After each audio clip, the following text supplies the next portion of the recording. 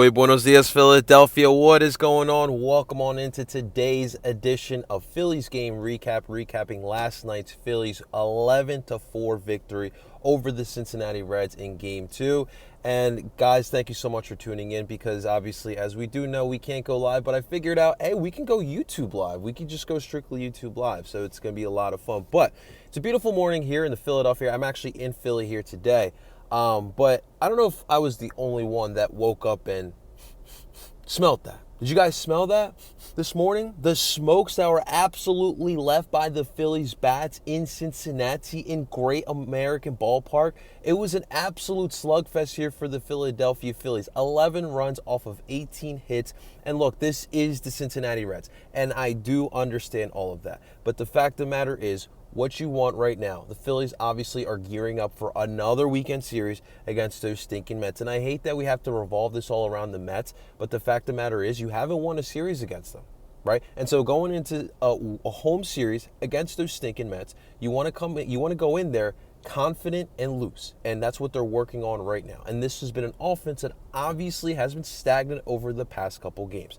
Now look, last night, and overall, this is the Cincinnati Reds. This is not a good baseball team, but like I said, you're gearing up for that Mets series, and this was a much better performance from what you saw on Monday night, where you had 4 runs, you left 10 batters on base, 4 for 13th runners in scoring position, so they definitely did their due diligence, and they did a much, much better job. Guys stepped up, and it was a fun game. And those guys looked like they had absolute fun out there. So, welcome on in, guys, for today's Phillies game recap. If you haven't already, make sure you guys hit that like button, subscribe for more Phillies sports. And I really do appreciate you guys bearing with me and staying patient while we get through this little technical difficulties we're going with. Wi-Fi is Wi-Fi, guys. But hey, it's a beautiful day. We got another game. It's a doubleheader. It's a Philly Sports midweek doubleheader here today. Obviously, last night we did our Union versus FC Dallas match preview. Make sure you guys go check that out. And of course, we'll be talking about this Phillies versus Reds game again, probably maybe tonight. We should have some fun time tonight, so probably have that out there here. But I wanted to talk a little bit about this one because this was a fun one. And obviously, when the Phillies are hitting like the Phillies, the what do we call them? The Broad Street Bombers. When they're playing like that, it's a lot of freaking fun to watch this damn baseball team. But everything was clicking on Tuesday night. They look like the usual dominant self. And let's pick this up. Let's start off here in the top of the 3rd inning where the Phillies, it's still a tied game. There's 2 outs on the board. Mr. Derek Hall comes up to plate and he hits a bomb, an absolute bomb to left field. And it was off of a 85-mile-per-hour changeup ball. And Derek Hall was able to smash that bad boy. Derek Hall getting the offense starting, getting the ignition for the fire going here for the Phillies, because right after that, you got the former Cincinnati Red himself in Nicky Castellanos. He comes up to plate off of 3 pitches, and dare I say, my man hits a 79-mile-per-hour slider out of the ballpark. This is a guy who I literally, earlier on the day, made a TikTok about how this man struggles hitting sliders and hitting off-speed pitches in general. But the outside slider always gets him. And this time, he found a way to get this ball and out of the ballpark. He heard the noise, and that got the Phillies up 2-0. In the bottom of the second, the Braves. This definitely is not the Braves, but the Reds find a way to tie up the score off of a Jake Fraley home run, who home runs in back-to-back ball games. This dude is an underrated player, man. I obviously don't watch Reds baseball at all essentially this year, but he's really been impressive. He's got a little bit of power as a third baseman. And this is now back-to-back. He gets the offense started for the Cincinnati Reds. And then Jonathan India was back in this game, someone we were all been familiar with over the past couple years with the Cincinnati Reds. He hits a home run into center field. And just like that, the ball game is all tied up here between the Reds. I'm sorry, the Reds got the lead at the end of that one. Jake Fraley was able to get a RBI off that home run. I forgot TJ Friede got in that inning. But you move forward here to the top of the 4th because the Phillies were not just going to settle being down 3-2 just like that. And obviously everyone gets worried because the Reds did the same thing the night before. The Reds actually got on the lead the night before, and the Reds in this time got the lead after the Phillies got the lead. So again, it's about the response. It's about answering back, and the Phillies really did do that. Rhys hits an absolute bomb to right center field. He gets three runs in with that home run, his 25th of the season, and he was not done there, ladies and gentlemen. We move here to the top of the 5th inning here for the Phillies, and Matty V gets a sac fly that would bring in Nick Castellanos, and that would get one more run in. Top of the 8th inning, Phillies were not done. Two more runs, and this time Rhys Hoskins puts the damage on that one as he hits a home run to center field. 2 home runs in this game. He brings in Garrett Stubbs, and ladies and gentlemen, not only did he have 2 home runs for Rhys Hoskins, Rhys Hoskins 2 home runs, but also this man had 5 RBIs on the day. He had himself an absolute ball game. The Reds would tack on a run in the 9th inning, but then in the end of the day, you had a Garrett Stubbs home run to finish this bad boy. And when Garrett Stubbs is out there having fun, hitting home runs, getting RBIs, how can you not be happy and have a smile on your own damn face? And it was definitely cool to see. He's just such a ball of energy, man. And he's such an underrated signing. He was actually a trade. I'm sorry, before the lockout, and he kind of went under the radar. But he's been really big. I mean, he's definitely been better than Andrew Knapp. I know Andrew Knapp got killed a lot. He was a solid backup catcher. I wonder where he's at these days, but he knew how to call a baseball game. He was just terrible at the plate. But Garrett Stubbs is just great in the dugout. He'll give you a hit here and there. I mean, he's already got 5 home runs on the season, so he's provided some sort of power. And coming off of being able to have a backup catcher is big. It's crazy when I look at the rest of the league. Some of the good teams, they do platoon that position. And for the Phillies, when you have the best catcher in baseball, you're gonna go ahead and play the best catcher in baseball. Like, that's evident. But having a serviceable guy who does a little bit of everything, does the dirty work, and look, Garrett Stubbs will play left field. Garrett Stubbs will do a little relief pitching when the Phillies are getting blown out, and that's always cool to see. But he's really been a nice bright spot, an underrated bright spot here for the Philadelphia Phillies. But, I mean, look, we got to start off with Rhys Hoskins here, right? Like I said, he had first off, he went to the 6 at-bats. That's freaking crazy for this team. But he had 2 hits. He had 5 RBIs on the day. He's now at a .253 batting average. And, look, Rhys Hoskins is gearing up for arbitration. Obviously, when you got Scott Boras, anything can happen for you as the client. But he's really big piece of what we try to do. I mean, I always think back to last year and think about when he went down and how things kind of changed for the Philadelphia Phillies. And look, he's that important for us, guys. He provides that power. He's one of those leaders in the dugout. He's become such a fan favorite. I did think back to last year when he was calling out the writers.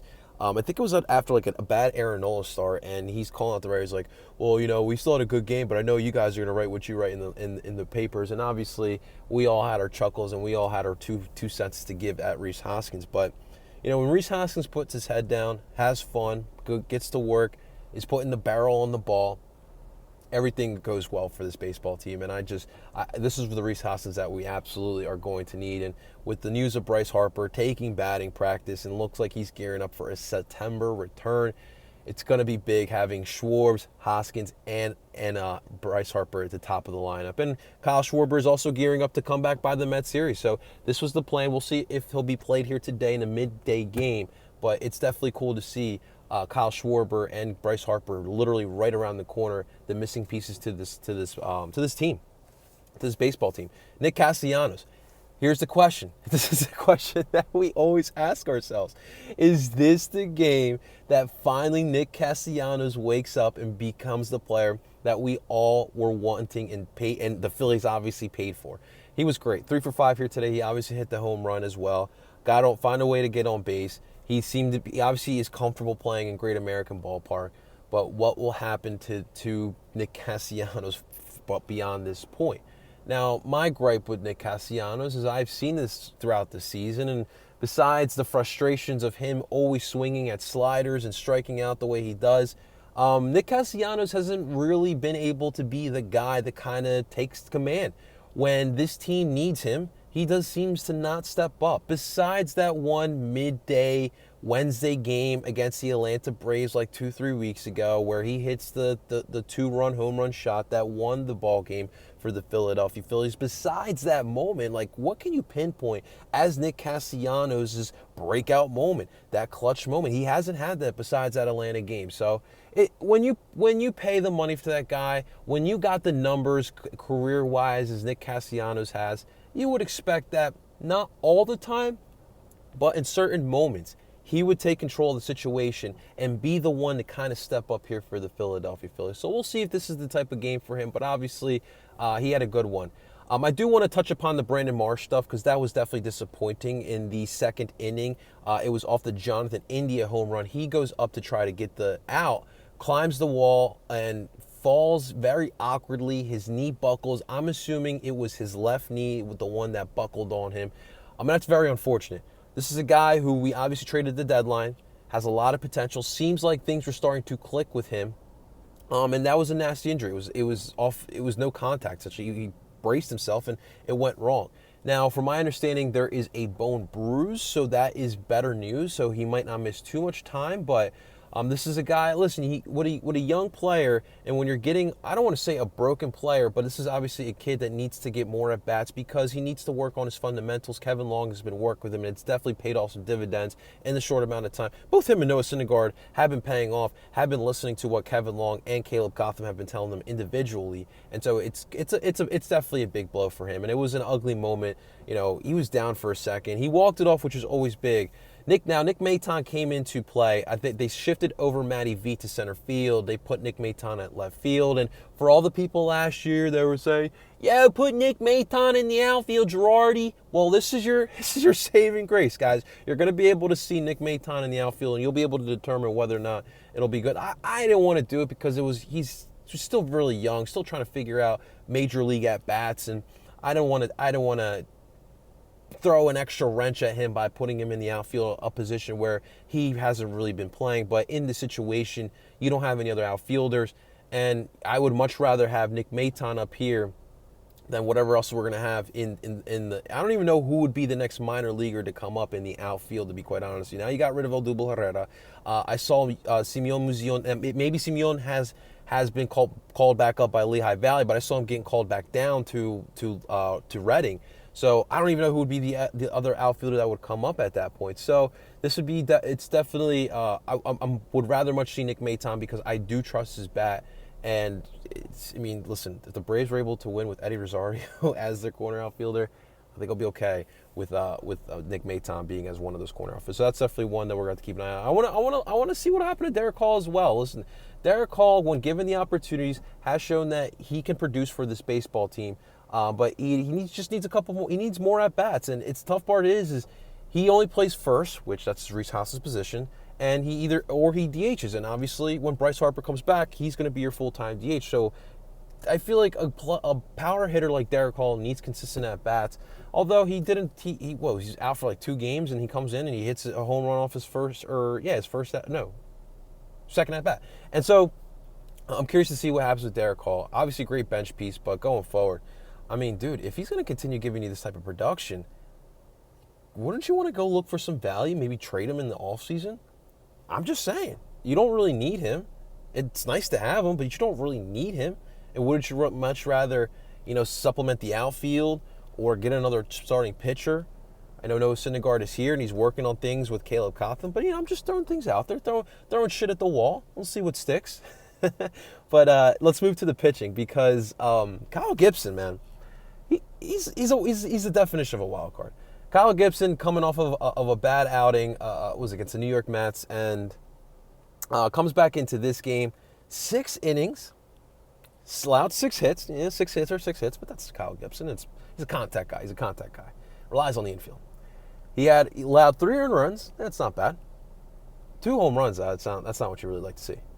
But 11 Ks? Este Huevon got 11 Ks? That's a season high. That's got to be his Phillies career high as well. 11 Ks. Now again, it's the Reds, but there's still some hitters on that ball team, and for 11 Ks, dude, I just want consistent Kyle Gibson. Now I will say this: when I think of Kyle Gibson, I do feel comfortable in a Game 4 type of situation. You're putting out Kyle Gibson to start. He gives you 5 solid. You rely on your bullpen for 3 to 4, and I'm okay with that. But, man, this dude, he's so up and down. He threw 92 pitches as well. It was a solid outing here. That's what you kind of expect here from Kyle Gibson. You had Brogdon, Alvarado, and Nick Nelson coming in relief, and all those guys did a bang-up job, really good. Nick Nelson did allow the 1 earned run, but hey, it was still. Maybe we can erase Nick Nelson, but still, you got the job done. And for the Phillies, solid win here. Again, getting the ball rolling, getting comfortable, getting the confidence up, and that's really what you want to see from this baseball team. And we'll see what they can do on a midday game here. 12:35 first pitch here for the Philadelphia Phillies. It's Ranger Day. Get your Ranger on. Ranger Suarez is going to go up against Nick Lodolo. He's 3-4 on the season with a 4.72 ERA and 64 Ks. And for Ranger Suarez, he has been looking really good. So what we want to see is him continuing the form that he's been playing on. That Friday night start against the Mets, a thing of beauty. It was an absolute thing of beauty. It's going to be a midday game, so we'll see. It's always tough with these short turnarounds, man. They literally just got done, last night at like 10 o'clock, 10:30. And then you got to turn back around and get the job done here. So it should be a lot of fun, and we'll see how they finish this one out. But obviously, you get this done, you get the day off, you gear up, you get your mind right, and you welcome back the Mets here. Who, what did they do last night? I know they lost on Monday night, and they lost on Tuesday night as well. So they're trying to avoid the sweep here against the Atlanta Braves. Should be a lot of fun. But guys, it's gonna do it for today's Phillies game recap. Really appreciate you guys bearing with me. It's a fun moment right now with the Philadelphia Phillies, and we're gearing up for the Mets, and it's all fun and games, but we here, guys. We here for Red October, and that's what we're going to keep doing, guys. Guys, thank you so much for watching. If you guys haven't already, make sure you guys hit the like button, subscribe for more Philly sports, and until next time, ladies and gentlemen, I go by the name El Parcero Philly, and I'm telling you guys, let's go Phils. Talk to you guys soon.